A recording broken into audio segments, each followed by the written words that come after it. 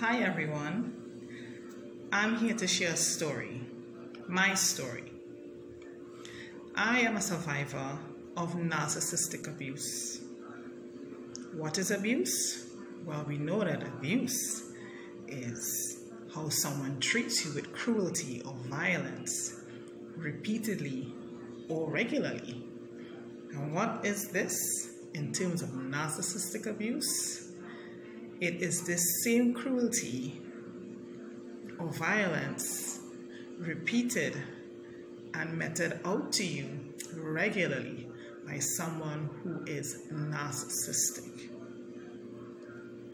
My experience after I have done my research and interviews, my experience with the one who abused me was someone who had all 9 traits of narcissism, or when they say to be diagnosed with NPD, which is narcissistic personality disorder, you need at least 5. This individual that abused me for 4 years had that and more, all 9. So, ladies and gentlemen, as far as I could provide you with documentation, proof, and evidence, I will do so you can clearly see that this is my real life story. Everyone, my name is Natasha Simon, and we are here to chat a little bit about domestic violence and abuse. Focusing on narcissistic abuse. This is the month of October. I'm in my purple, and we are here with our wonderful guest who used to be the caregiver of my sons at a particular point in time, and also the caregiver for my mother. So let's welcome. How are you? I'm fine, thank you. Great. So we have our wonderful guest here. She is here joining us because people need to hear her voice, people need to see her face, people need to relive the reality that really took place. So I'm glad to have you here. We're going to discuss love bombing, the earliest of my journey in abuse.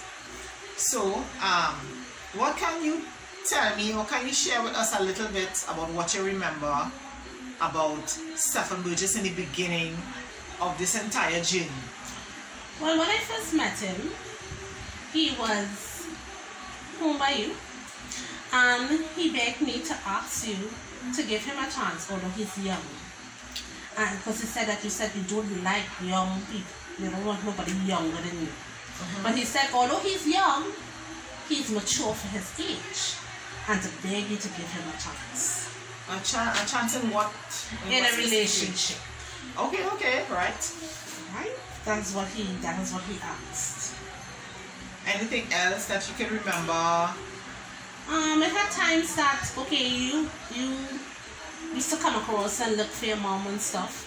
And there have times that she sent me to ask you something, and sometimes it's like you're knocking on the door that nobody, you know somebody's home, but yet nobody's answering.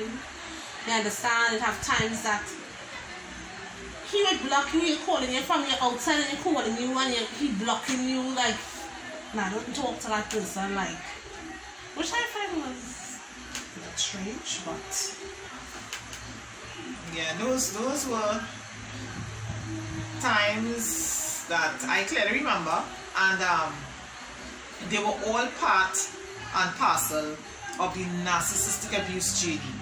The love bombing, the isolation, and I specifically find that Trinidadians need to step forward and learn.